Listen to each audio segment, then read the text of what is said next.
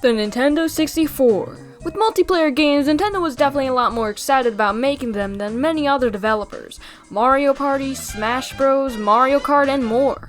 If they weren't focused on that, a lot of games that came out were very arcadey-like, such as platformers, fighting games, rather than strictly story ones like RPGs, if you know what I mean. And with this console, you can't talk about it without bringing up one of Nintendo's most famous partners that worked on numerous games at the time, Rare. The Nintendo 64 bringing upon a golden age for Rare is almost like an understatement. I mean, you know how many games they made for this console from 1997 to 2001? They were pumping out top sellers like GoldenEye 007, Banjo-Kazooie, Donkey Kong 64, Perfect Dark, Conker's Bad Fur Day, Banjo-Tooie, and a lot more. I'm pretty sure you have a couple of memories with at least one of the games I mentioned. Rare often pushed the limits of the hardware too, making some of, in my opinion, the best looking games on N64. Conker's Bad Fur Day will always reign supreme for just being really impressive with all the full-on voice acting, graphics, animations, characters, story. I mean, holy crap! Maybe I should cover that someday. But you know what this video is actually about, right?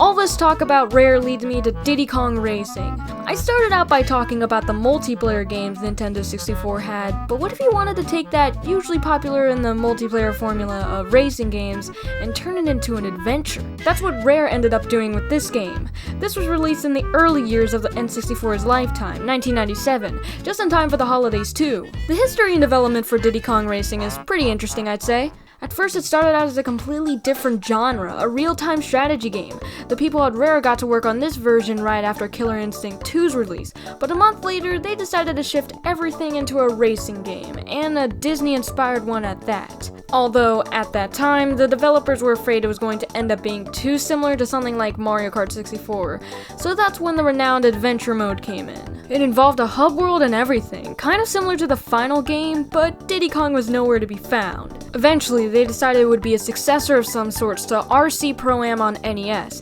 named Pro-Am 64, another game Rare worked on. But right as 1997 rolled around, when Banjo-Kazooie was supposed to release, that game got delayed, and it was at that point when they got permission from Nintendo to incorporate Diddy Kong, Banjo, and even Conker to hype up the release for Conker's 12 Tales, turned into Bad Fur Day, and Banjo-Kazooie, obviously. It also worked in the end just fine, since the people developing Pro-Am 64 at Rare felt it needed something to attract a wider audience in order to sell better, because Pro-Am wasn't really a recognizable franchise per se. That idea was successful, as the game was about to come out in November 1997, and some great promos were released which Nintendo just banked on that year. It sold 4.5 million copies worldwide and was super well received for being a fun racing game with good graphics, but also differentiating itself from something like Mario Kart with its story mode and unique vehicle options. This game's got a legacy, I can say that for certainty. I find a lot of people hold it as one of their favorite N64 games of all time,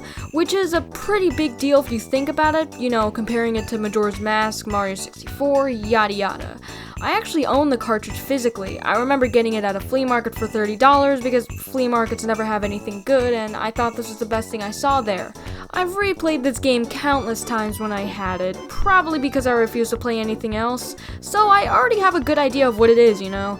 But yeah, let's go back into it and review it. That's what I'm supposed to do. Well, there's that classic Rare logo, and ooh, I forgot how good this intro is. It's simple, but just great. It shows the entire cast of characters that you're gonna play as in this game. I also really like how the music changes for each person that's on screen. Good touch there. Lots of charm. The first thing the game's gonna want you to do is choose the character you want to play as. Once again, it's got the same music changing thing for each character, also a really neat touch. Well, I always play as Diddy Kong. Why? Password Diddy? Yeah! That's not to say all the other characters are bad. They got different weight classes, but I feel like Diddy's the most balanced. It's also kinda cool to see Conker be totally family friendly here until, you know, both him and Banjo look a little off-model compared to how they appear in their main games, since this is actually their first official appearance in something that actually released. I'm gonna be playing adventure mode for this review. Well, you saw play Donkey Kong, play Frogger, but now you're seeing play Diddy Kong. So, story? Well, all you basically need to know, or what this game tells you from this cutscene, is that Wizpig is the bad guy, Diddy and his friends come to this island to race together and defeat him or something, and Touch the Genie is here to help you too. Oh yeah, and this island belongs to this tiger, Timber. Okay then, all of this aside, for some reason the manual gets a lot more in depth and detailed with everything, which is kinda interesting. But what I just summed up in one sentence is all you need to know. Touch the Genie is definitely one of, if not the best character in the entire game. He's just so lovable. He rides a magic carpet and says some good stuff. This is for you. Alongside his goofy self, everything in this game is meant to be lighthearted, not really taken seriously, including Wizpig. Alright, let's get to the racing in Diddy Kong Racing. If you know this game by any means, you've probably heard that it's got vehicles galore.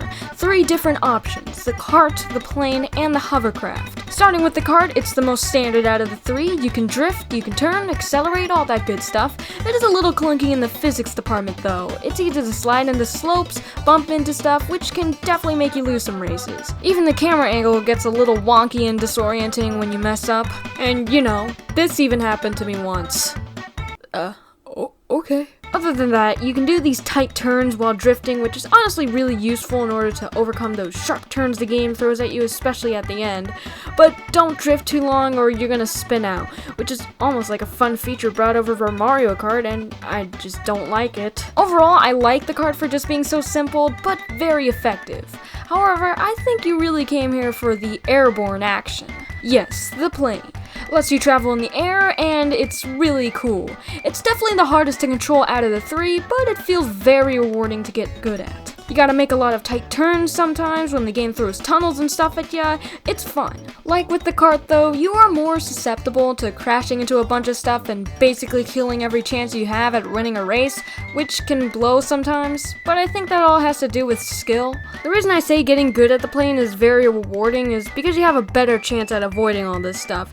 It's a pretty neat experience, and it's not something you see in many racing games, so I'd say the plane is the star of the show here. Lastly, there's the hovercraft, which is probably my least favorite. I don't know, it's a neat idea, you can drive on water, but I'm not sure if I'm a fan of the physics for this one. In fact, out of all 3 of the vehicles, I feel like you're so prone to bumping, crashing all over the place, sliding everywhere, and drifting isn't really a thing with the hovercraft. I did find myself losing like half my speed every time I tried to make a turn, but I think I just didn't know you could hold R to prevent that, at least I think. But yeah, definitely not my favorite, and probably the most forgettable for me. I think what's also really cool is that a lot of tracks, you can actually choose which vehicle to play with, and it almost gives a different experience if you choose between like a cart and plane. I gotta appreciate how they managed to balance all the tracks in order to support that feature, since it also adds replay value. This brings me back to the plane, since you think with it having so much freedom, it could possibly break the boundaries of a lot of tracks,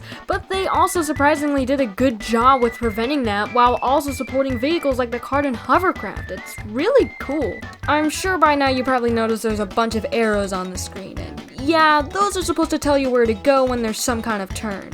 Although I never found it that helpful, it was only really effective at a few key instances. Which all has to do with the fact that sometimes you take leaps of faith, not knowing which direction to go at a certain turn in a track. But, you know, I feel like maybe they could have somewhat fixed that by making the camera angle for the entire game be slightly more upwards, but what do I know? The game doesn't do a ton with elevation, especially on kart-based stages. The arrows do an okay job, I guess. Another thing you definitely might have noticed is the abundance of bananas. It's very similar to how coins work in Super Mario Kart, for instance. Collecting up to a max number of 10 will increase top speed. However, like with Mario Kart, I never notice a difference in my speed or whatever. I just collect them because they're satisfying to do so. They also look really good. Damn it! And lastly, the good old item pickups. These differ a little bit from Mario Kart's tradition of item boxes. Instead of randomly choosing an item for you in a huge set, the color of these balloons on the track decide that specific item for you. Red gives you missiles, blue gives you speed boost, yellow shields, green are droppers, like bananas in Mario Kart, and rainbow is a magnet? Well, I find the most useful out of all of these to be the missiles and speed boost. What's even more interesting, however, is that you can upgrade the items by collecting 2 or more of the same colored balloons in a row. So, for example, doubling up red balloons gives you a home homing missile, which is really useful for sure-firing a hit on other players, and speed boost upgrades are just longer lasting. And the final one is this big blast out of space boost, like what? As for the other items, I never really found them useful. Every time I got one, I just kinda wasted it and moved on. I think the main cause for that is that stuff like the shield, the dropper, and the magnet are so situational that players who are in last place may be the only ones who use them. I never found myself being that lost in the game, and even then, I just stuck to missiles and speed boost to get back to first. Even if I didn't use like 80% of the items here, I do really love what the game was pushing for. It's different enough from Mario Kart, but also feels at home with a racing game like this. It also adds a bit of strategy too, like, oh, do I want to use the item I have right now, or wait till another same color balloon and upgrade for a better outcome? Stuff like that is cool. Now how about a secret? This is something the game doesn't outright tell you, unless you turn on subtitles just for this one cutscene with Taj. See? A little bit weird, but alright. You can actually let go of A right before one of these boost pads to get a longer lasting boost with the rainbow smoke effect. It's much better than what you usually get by holding A and getting that pink boost, and you should probably utilize it anytime you see a boost pad in any level to gain the upper hand. Here's the thing, whenever you're always doing the green boost trick for every zipper, sometimes it's legit scary where you're going to go, I guess, especially on ramps and stuff that shoot you into the air, and making a turn right before doing that, well, yowza! That's not the only secret. Did you know you can tap A instead of holding A like you usually do to accelerate even faster? Only by a little bit. Okay, let me ask you this. Who's gonna tire their fingers out for 2 straight minutes, tap A just to go this much quicker? I mean, it's not even a substantial difference. You know, unless you have a turbo controller, forget it. Now, I know all that talk about the gameplay elements hasn't pertained to adventure mode of this game quite fully, but let's get to that. It's weird to talk about level structure in a racing game, but this time it's pretty simple. You got 4 worlds, all with 4 tracks, a boss fight, and a minigame stage. Every track is locked behind a door, which tells you how many golden balloons you need to get through it, same with the worlds. Golden balloons are basically the main collectible, there's 47 in total. You can get them from completing races, maybe hidden throughout the hub world, or doing miscellaneous challenges other characters give you, like Taj's plane, kart, or hovercraft challenge, which are nothing special, just take place around the hub. As for the doors with the tracks in them, does that mean you can complete them out of order? Well, sort of, at least until the end of the game, where it's strict with how many golden balloons you need and stuff. Boss fights are unlocked after completing the 4 main tracks in each world, and after you beat that boss, the game basically tells you to do it all again except in a silver coin challenge to beat the boss again after that. After completing them the second time, you get an amulet where you can also do the trophy challenge. It's basically like Mario Kart with its Grand Prix mode, just get first place overall after racing in each track in a row.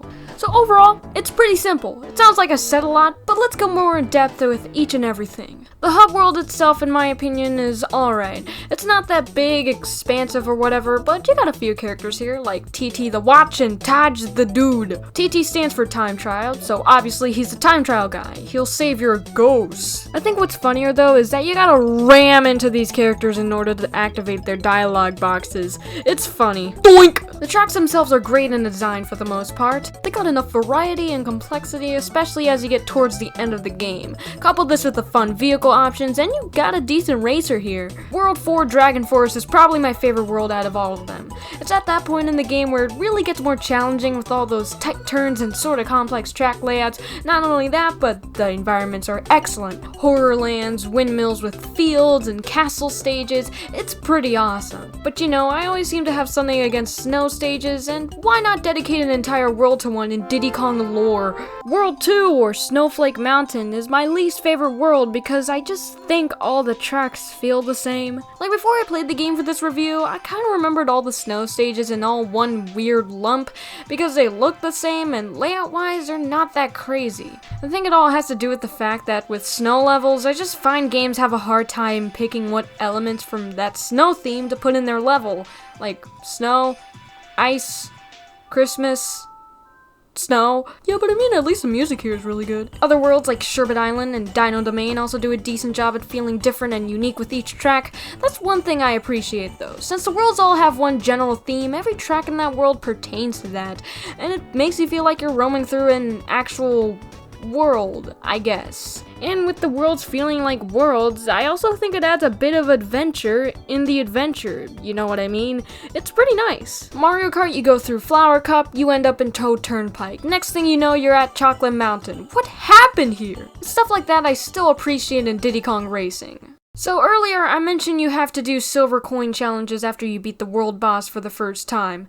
These, I'm pretty mixed on. I like the idea of going through a track and sort of multitasking between collecting the 8 coins and also getting first, which, by the way, you have to get first because the game kind of says fuck you instead. But anyways, sometimes it lets you learn about shortcuts or other pathways you never knew because of the placement of some of these coins. A lot of them are a bit out of the way, like the ones in World 4. Jeez, it's kind of hard, but I kind of like it. The reason I'm generally mixed on the idea of these is because you have to play each individual track again, even right after you finish them the first time. It's just that I think the developers implemented this whole silver coin challenge thing as a way of padding, which is even more obvious after being whiplashed into this exact same tracks after such a short period of time.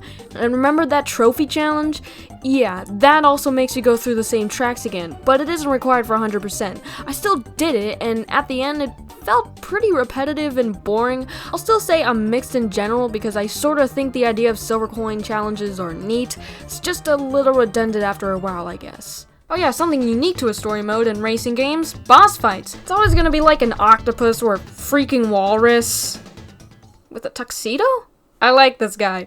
There's 2 versions of bosses in each world. It's usually the first one that I find to be okay in difficulty, not entirely easy, but not super hard. The second version, after you complete the silver coin challenge, ramps up in difficulty, especially in hazards, and the AI for the boss itself is way more aggressive. Like this dino boss. As you're going up this spiral mountain, it's a pretty cool idea, but once you get higher and higher, the camera gets more and more angled, and that just makes it super scary. I don't know why it does this. Also, don't bump into trees.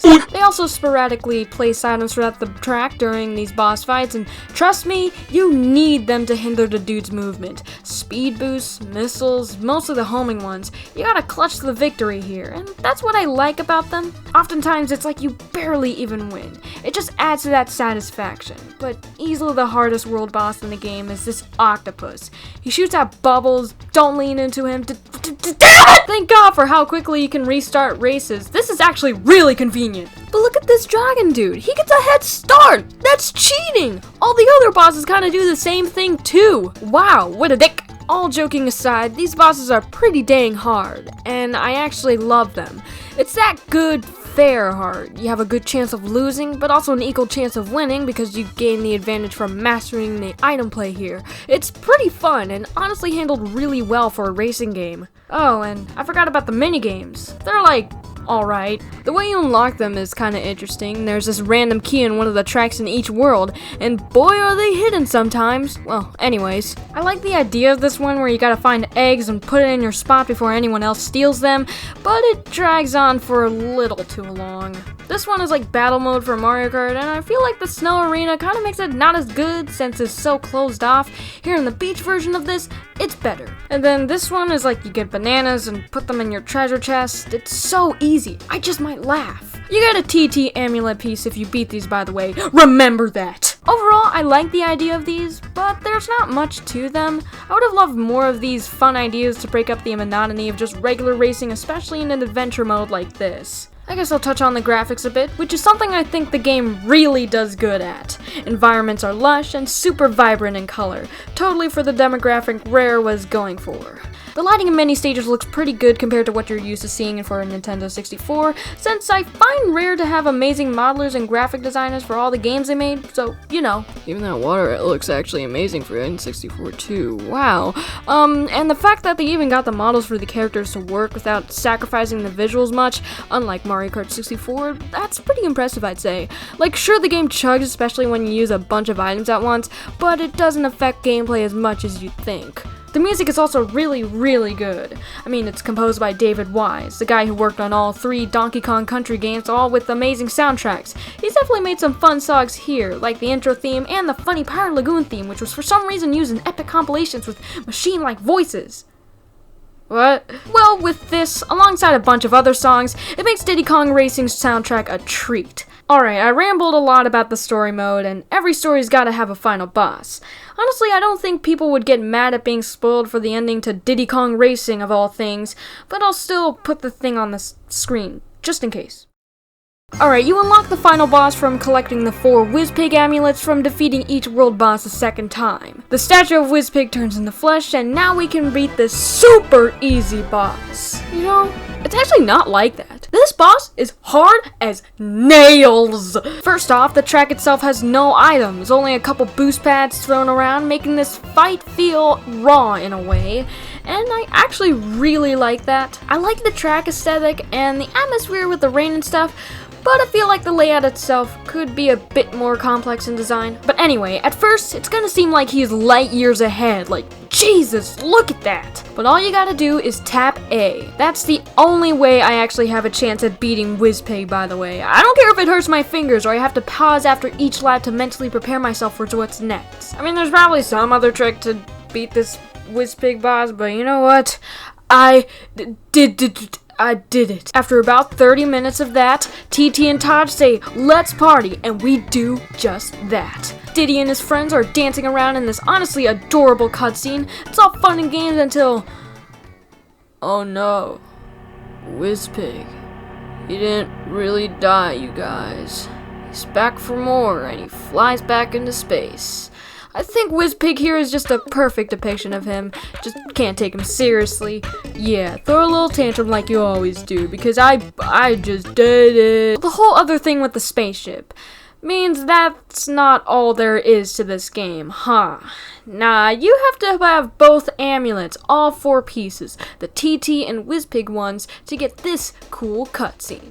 The biggest twist in Diddy Kong Racing of all time is that the lighthouse was actually a spaceship, which leads you to an entire new world, Future Funland. This is cool. Dude, this is my favorite world for a multitude of reasons. Every track is space themed, and that already is really amazing. But the layouts are fun, lots of twists and turns, features like loop-de-loops, hazards. These tracks truly fit for the final world of Diddy lore. Alongside that funky tune you hear in Darkmoon Caverns. It's easily my favorite song in the entire game. For this world, you have no minigame, but you still gotta do the silver coins. By this point, you have 47 golden balloons, and now it's time to fight Wizpig again. The true fight. It must be 10 times harder than the first iteration, and even that was so hard. Not really. I actually find it to be quite a bit easier. There's a lot more complexity in the track itself, but you do have items so you can have a better advantage. I like this fight more because it has more room for mess up in my opinion, but also more room for recovery, which is the perfect balance of Wizpig bosses. And hey, they did a pretty good job with both versions of the boss. I'm not gonna lie. There you go. You just achieved the true ending to Diddy lore. Everyone is really having fun because Wizpig is really gone, including the bosses, the dino, the octopus. Honestly, a great cutscene. Even Taj's head is right there as a statue. And then credits. Well, that's all I had to say on Diddy Kong Racing. Who's this mysterious character in the intro cutscene? Drumstick? Well, he's actually an unlockable character. That's right. All you have to do is go up to this frog in the hub world who has feathers and honk. Okay, what? Well, what the lore or the manual tells us is that Wizpig apparently cursed Drumstick into being a frog, and we just freed him by doing that. Huh. You can also complete every best time in the time trial mode to unlock TT. Makes sense. He's actually the best character all around. The fastest, has good handling, you know. So that's pretty cool. You can actually play as an NPC. By the way, I love how there's 2 TTs in the game now. The NPC one and the playable one. This is like TTception. Anyways, what about Wizpig or Taj? Can you play as them? No, but you can in Diddy Kong Racing DS, so maybe they were planned. Actually, there is evidence that Taj was going to be playable. See, there's this Taj remix of the character select screen indicating that idea was going to be planned at some point, but was cut for some reason. I would have loved it since he's the best character objectively, but what can you do? What else? You got multiplayer mode? Yeah. And even a secret mode can be unlocked if you 100% the normal adventure mode. That's right, to all adventure lovers, there's a sequel, Adventure 2. but I don't think it even deserves to be called a sequel even. It's literally like the mirror mode of normal adventure with silver balloons. Seriously, nothing else has changed. I don't know why anybody would actually want to go through the entire mode and even 100% it. Huh. And lastly, I guess, there's also cheat codes. You can actually unlock them by using the codes that's seen at the end of the credits. Pretty cool. That might just be everything I literally had to say on Diddy Kong Racing. So the question is, do I like it more than Mario Kart? I don't know. I think it's a bit unfair to compare just one measly game to a whole entire franchise. I mean, I love Mario Kart, I have tons of fun with it, but Diddy Kong definitely adds a bit more with the vehicle options, the items, the tracks, the characters, the story mode. It's all there. But I think I'd rather come back to Mario Kart just because it's more accessible, it's better with friends, you know. I like the story mode and all its fun ideas like the minigames and boss fights, but if only Diddy Kong Racing became its own series that actually got fleshed out, then maybe it would have a better chance of changing my mind. I had a few problems with it, like the padding issues mostly, but I think having a story mode for a racing game could be a really fun idea. In Diddy Kong Racing, I think it's executed pretty alright with what it brings to the table. I'd say it's a decent game overall, but it's sad we probably won't get a sequel for quite a long time. Well, actually, it was going to get one, specifically for the GameCube. To be continued. That message from the credits must have meant something. Yeah, Donkey Kong Racing. It was shown as some sort of 2001 tech demo. From the looks of it, it seemed very different from Diddy Kong Racing. You weren't riding in go-karts or any vehicles. You were riding straight up animals from the DKC series, which I think would have made for something cool and interesting. As the name implies, Donkey Kong is going to be playable alongside characters in Diddy Kong Racing. Even Lanky Kong and Cranky Kong were planned. Everyone was excited at the time because of this teaser, and the game was planned to release sometime in 2002. But, you know, that's also right around the time Rare was bought out by Microsoft, and because of that, the project for Donkey Kong Racing kinda fell down. They did try to rework it for Xbox, but that also fell flat. And yeah, at that point, it's very unlikely we'll ever see something Diddy Kong Racing related come out, unless you're talking about Diddy Kong Racing DS. Does anybody remember this game? Fun fact, it was the last game Rare made that featured Nintendo characters back in 2007. Damn. It's a remake, and I'm pretty sure people have a variety of problems with it. Well, whatever, the thing that missed me the most is that the box art has more teeth action than I like. See, Donkey Kong can get away with it because he's like a role model. Remember to brush your teeth, kids! This is pure nightmares. As for the original game, well, cartridge only, you can pick it up for like $20 to $30. Not bad, and I'd say it's worth it. If you think it looks interesting, then go for it! Well, I kinda touched on everything Diddy Kong related, I didn't forget the stopwatch, the teeth. I think I'm good. Well, if you enjoyed this review, please leave a comment. I'd really appreciate it. And I'll see you guys again someday soon.